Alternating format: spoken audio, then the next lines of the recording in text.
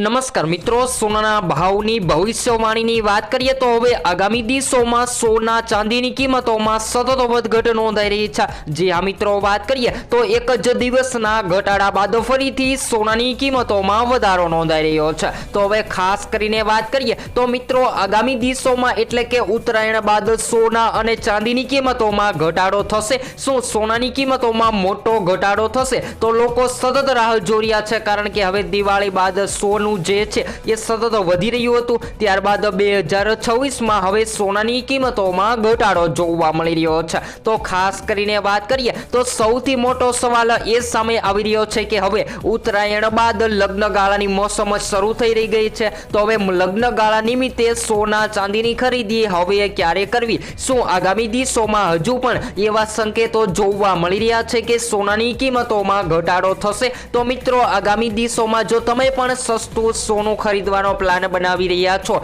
તો જેની સંપૂર્ણ માહિતી આપણે આજના આ વિડીયોની અંદર મેળવવાના છીએ। જેની સાથે વાત કરીએ તો મિત્રો લગ્ન ગાળા દરમિયાન સોનાની ખરીદી કરતી વખતે કઈ કઈ બાબતોનું ધ્યાન રાખવું જોઈએ, જેની પણ આપણે આજના આ વિડીયોમાં ચર્ચા કરવાના છીએ। તો વિડીયોની શરૂઆત કરીએ તેની પહેલા જરૂરથી આપણી આ ચેનલને સબસ્ક્રાઇબ કરી બેલ આઇકોન દબાવવાનું ભૂલશો નહીં મિત્રો। તો આજ રોજની વાત કરી લઈએ તો મિત્રો સોનાની કિંમતોમાં સામાન્ય તેજી જોવા મળી રહી છે। ત્યારબાદ વાત કરીએ તો મિત્રો સોના ચાંદીની કિંમતોમાં સતત વધઘટ જોવા મળી રહી છે અને આંતરરાષ્ટ્રીય બજારમાં સોનાનો હાજર ભાવ જે છે એ મિત્રો 4479 પ્રતિ ડોલર જોવા મળી રહ્યો છે। તો આ વૈશ્વિક અનિશ્ચિતતા વચ્ચે સલામત સ્વર્ગ સંપત્તિ અત્યારે જેની માંગ સતત વધી રહી છે। તો હવે લગ્ન ગાળાની વાત કરીએ તો સૌથી વધારે લોકો જે છે એ સોનાના હાર, સોનાના બ્રેસલેટ, સોનાની વીંટી જેવા સોનાના ઘરેણા બનાવતા હોય છે। તો એ લોકો પણ કહી રહ્યા છે કે હવે સોનું ખરીદવું એ તો ખૂબ જ મુશ્કેલ બની ગયું છે। તો હવે સોનું ક્યારે સસ્તું થશે?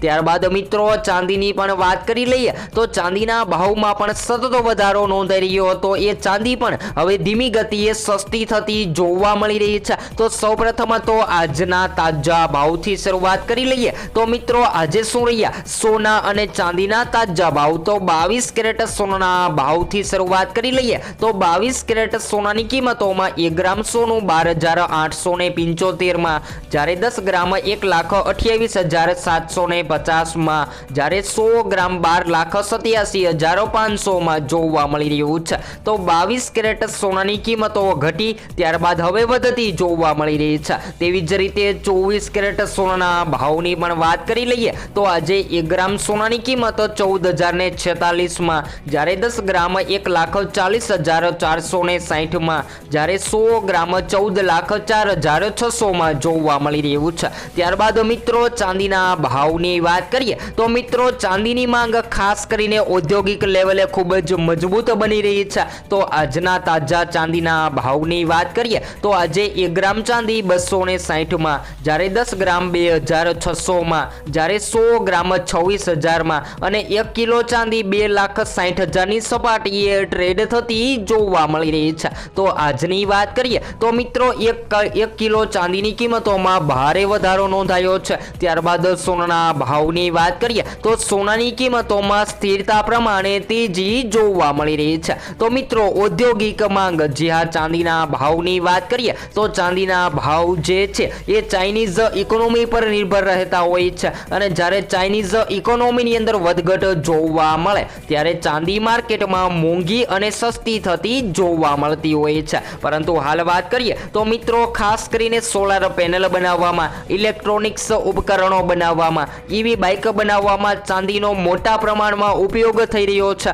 જેના કારણે ચાંદીની માંગ માર્કેટમાં ખૂબ જ વધી રહી છે। ત્યારબાદ વાત કરીએ ટ્રમ્પ ટેરિફિકના ડરની તો મિત્રો અમેરિકી કંપનીઓ ચાંદીનો મોટો સ્ટોક જમા કરી રહી છે અને વૈશ્વિક પુરવઠામાં ઘટાડાના કારણે ચાંદીની કિંમતોમાં વધારો થતો હોય જોવા મળી રહ્યો છે। ત્યારબાદ વાત કરીએ તો મિત્રો અત્યારે ઉત્પાદન અટકવાના ડરથી સૌથી વધારે લોકો ચાંદીની ખરીદી કરી રહ્યા છે। તેવી જ રીતે સોનાના ભાવની પણ વાત કરીએ, કારણ કે મિત્રો હવે ઉત્તરાયણ બાદ લગ્ન ગાળાની મોસમ આવી રહી છે। તો ખાસ કરીને સૌથી વધારે લોકો સતત સવાલ કરી રહ્યા છે કે લગ્ન માટે સોના ચાંદીની ખરીદી તો કરવી છે, તો શું સોનું સસ્તું થશે? તો મિત્રો સોનાની કિંમતોમાં ઘટાડો થવાના પરિબળોની વાત કરીએ તો જ્યારે યુએસ ડોલરમાં તેજીનો માહોલ જોવા મળે. જી હા મિત્રો, વાત કરીએ તો અમેરિકાના વ્યાજદરો ઘટવાથી ડોલર નબળો પડતો હોય છે અને વ્યાજદરોમાં વધારો થતો જોવા મળે ત્યારે યુએસ ડોલરમાં તેજી જોવા મળતી હોય છે,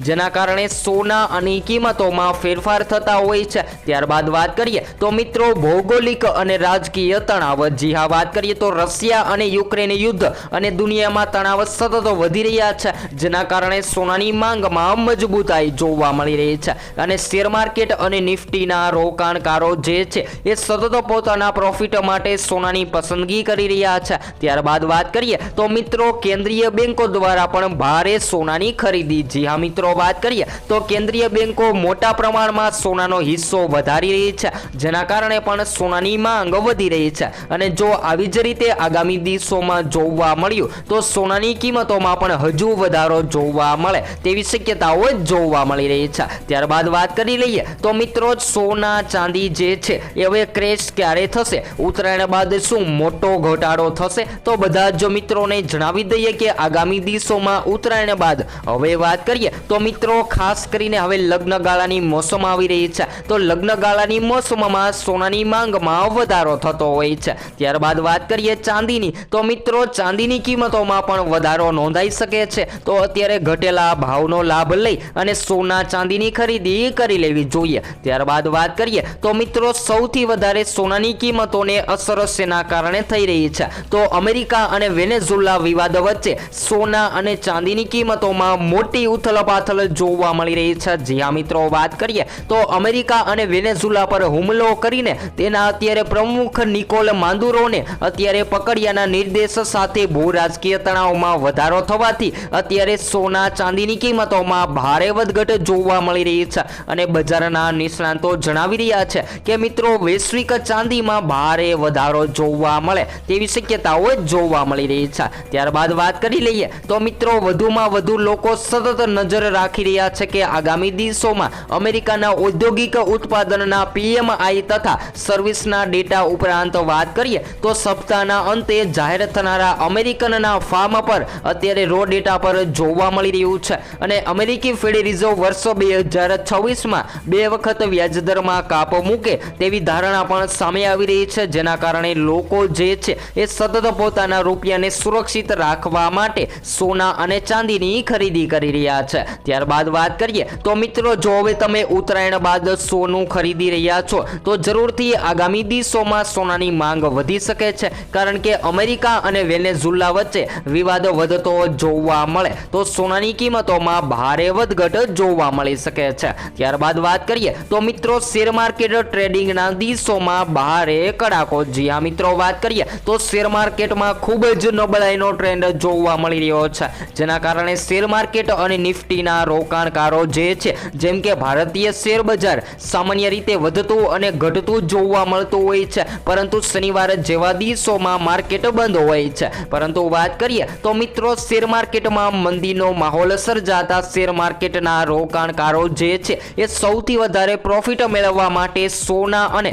ચાંદીની કિંમતોમાં રોકાણ કરવા લાગ્યા છે. ત્યારબાદ વાત કરીએ તો મિત્રો ફ્યુચર ઓફ ટ્રેડિંગમાં પણ અત્યારે રોકાણકારો જે છે એ સૌથી વધારે સતત સવાલ કરી રહ્યા છે કે જો આગામી દિવસોમાં ચાંદીની કિંમતોમાં તેજી જોવા મળે તો સૌથી વધારે લોકો હાલ અત્યારે ચાંદીની કિંમતોમાં રોકાણ કરવા લાગ્યા છે. ત્યારબાદ સોનાના ભાવની વાત કરીએ તો મિત્રો સોનું સતત વધતું અને ઘટતું જોવા મળી રહ્યું છે, તો તમારા મતે શું હોવા જોઈએ? સોના અને ચાંદીના ભાવ જરૂરથી કોમેન્ટ બોક્સમાં જણાવવાનું ભૂલશો નહીં મિત્રો. ત્યારબાદ વાત કરીએ તો મિત્રો હવે ઉત્તરાયણના દિવસો ખૂબ જ નજદીકમાં છે અને ઉત્તરાયણ બાદ સોના અને ચાંદીની માંગમાં વધારો જોવા મળે તેવી હાલ શક્યતાઓ જોવા મળી રહી છે. તો હવે પછી આપણે નેક્સ્ટ વિડીયોમાં સોના અને ચાંદીના લાઈવ ભાવની સંપૂર્ણ માહિતી વિડીયો દ્વારા મેળવતા રહીશું.